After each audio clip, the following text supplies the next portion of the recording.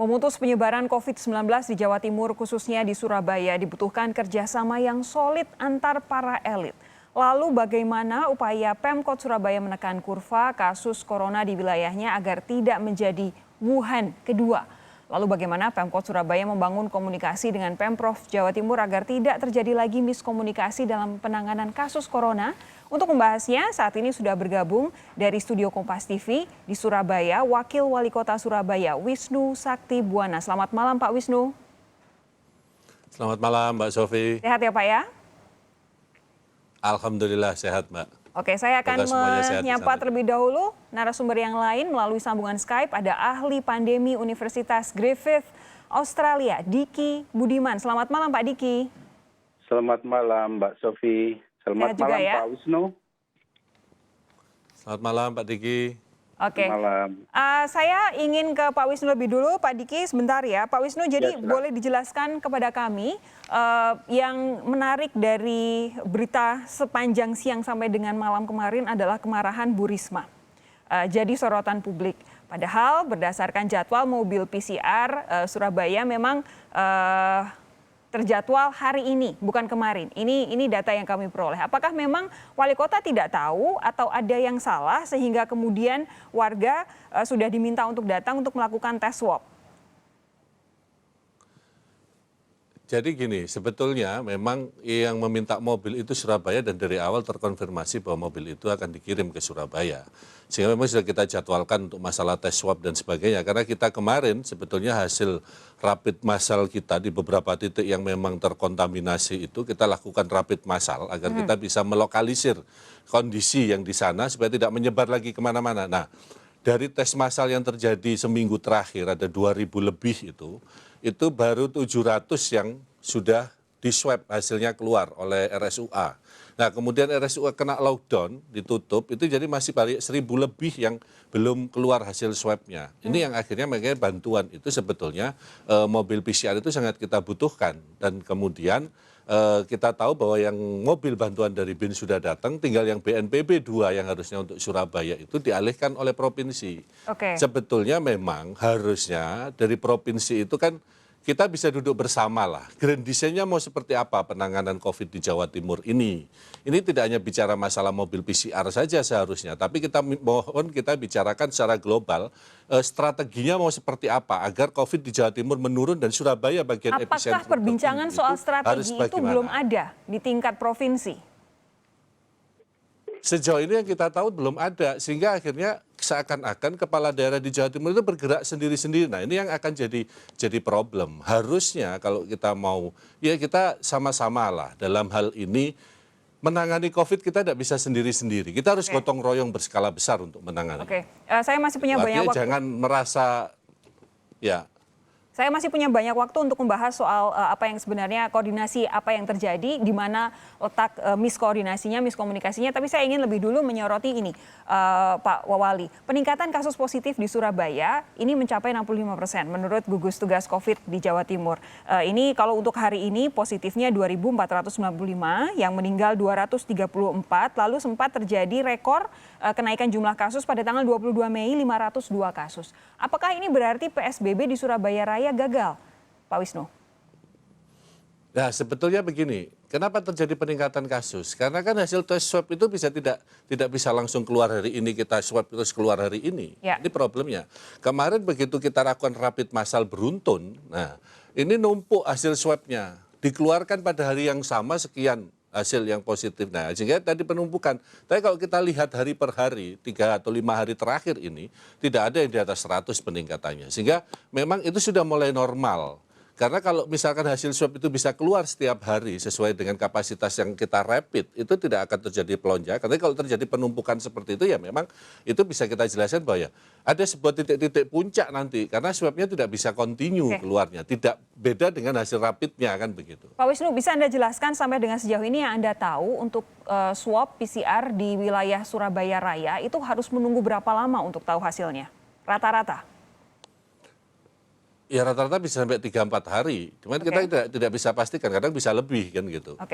Nah, Saya makanya kita butuh mobil itu karena itu gitu loh. Sepertinya situasinya begitu lah. Cuman kan kita tidak bisa hanya bicara mobil hari ini. Ini di luar kan kita harus segera bicara penanganan yang konstruktif bagaimana agar Surabaya, Jawa Timur secara keseluruhan itu bisa mengatasi ini dengan cepat. Oke, saya beralih ke Pak Diki. Pak Diki, kalau Surabaya Raya Ya. PSBB-nya sudah diterapkan, tapi kasus positif corona terus meningkat. Menurut kajian Anda, apa yang terjadi? Jadi kalau saya merespon tadi Pak Wisnu ya, jadi ini masalah saya kira tidak hanya di Jawa Timur ya. Saya cukup harus mempertegas di sini.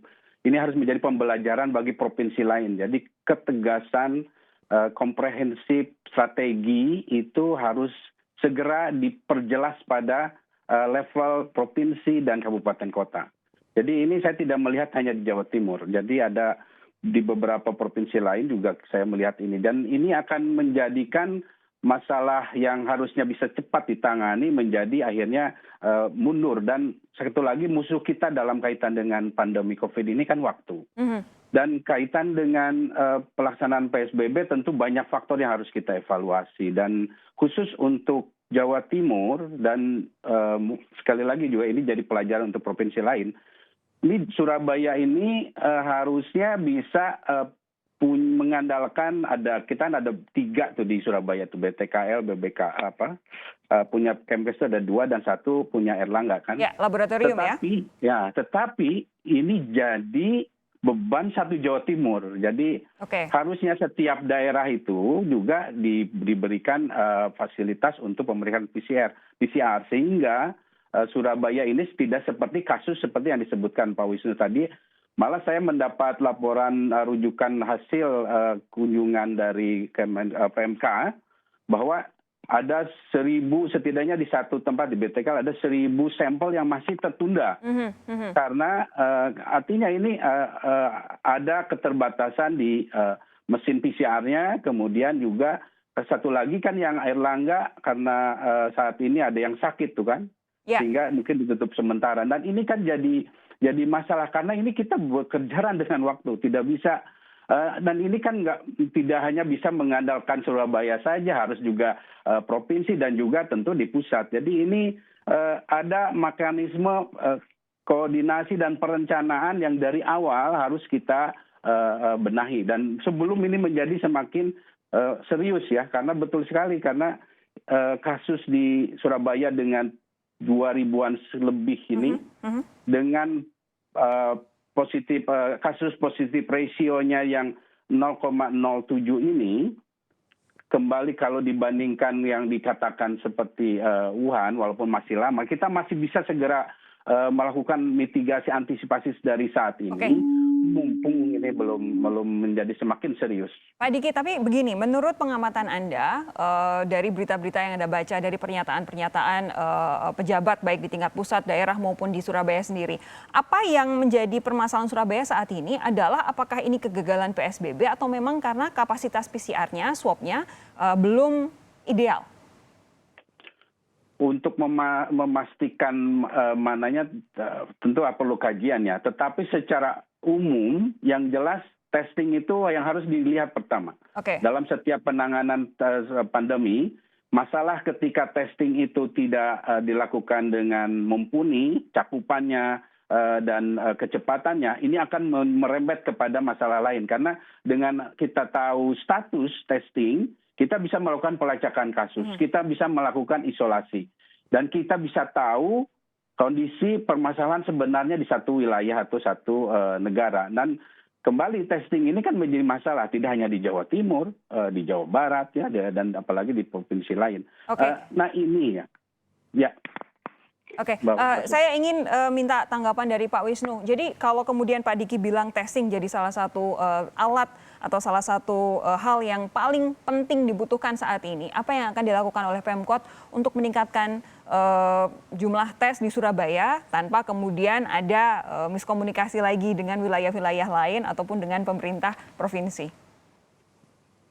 Ya sebenarnya gini, dari awal kami sudah sampaikan, jauh hari 2 bulan yang lalu saya sudah teriak, tolong menghadapi ini kita harus punya skema besarnya. Kenapa? Caranya bagaimana? Ya kita tes secara random dulu. bagaimana penyebaran yang ada di Jawa Timur, khususnya di Surabaya misalkan. Nah dari situ kan kita bisa punya treatment, oh ternyata wilayah sini yang berbahaya, wilayah sini yang berbahaya. Nah kalau itu dari awal sudah tidak pernah dilakukan koordinasi, nah akhirnya Surabaya bergerak sendiri nih, kita melakukan rapid massal di beberapa titik yang kita lihat itu sebagai zona merah. Dan akhirnya memunculkan itu tadi, banyak yang reaktif, tapi kita tunggu PCR-nya. Karena reaktif rapid itu kan belum tentu positif. Betul. Nah sekarang terbukti ternyata, karena kita selama ini minta, lu mana data PCR-nya kok nggak keluar-keluar. Akhirnya itu tadi disampaikan Pak Diki, ada 1.000 lebih sampel numpuk. Lah kalau itu ternyata 1.000 diselesaikan sehari, yang harusnya itu untuk 10 hari, ya jadi melonjak kan gitu. Nah ini yang menjawab kemarin pertanyaan, ada 2 titik 2 hari yang akhirnya melonjakan cukup tinggi di Surabaya. Kita jadi epicentrum, jadi Wuhan, ketakutan. Bagi saya janganlah masyarakat ditakuti seperti itu. Kita lihat sistemnya ini secara global dulu.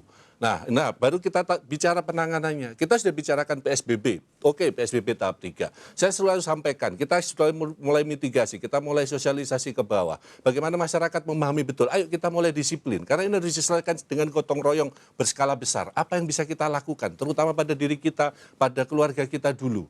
Nah, dari situlah nanti, begitu kita bisa disiplin diri, kita bisa harus pakai masker kalau keluar rumah, jaga jarak, cuci tangan, sering cuci tangan, bersih diri. Nah, kalau itu sudah kita lakukan, sementara kita sudah mulai bicara pemerintah kota sudah sekarang menangani tempat-tempat kerumunan, pusat-pusat ekonomi di bawah yang harus kita tata. Pasar yang kemarin kita ribut, oh pasarnya masih ramai Pak dan sebagainya.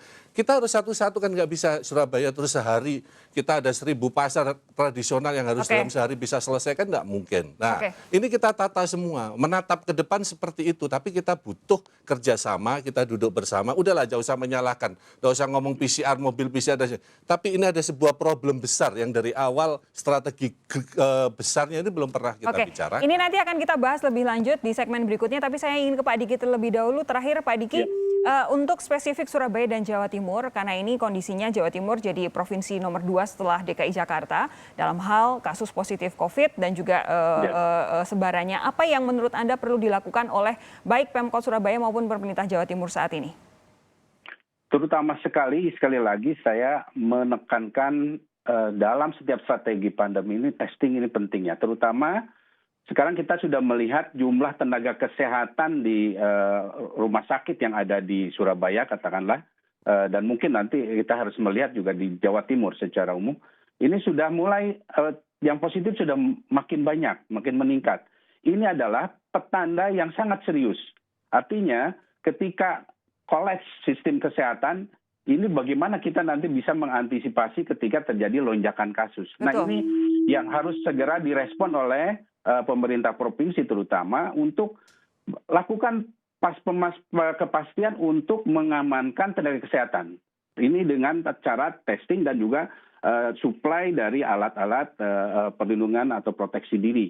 Jadi yang core-nya dulu kita amankan, selain nanti tentu baru diikuti juga harus paralel ya, diikuti juga dengan pengamanan di sektor atau program intervensi lain, terutama di penguatan testing di beberapa lokasi yang populasi at risk dan juga tracing dan isolasi. Baik, terima kasih ahli pandemi Universitas Griffith Australia, Diki Budiman sudah bergabung bersama kami. Pak Wisnu jangan kemana-mana, nanti kita akan lanjutkan perbincangan ini.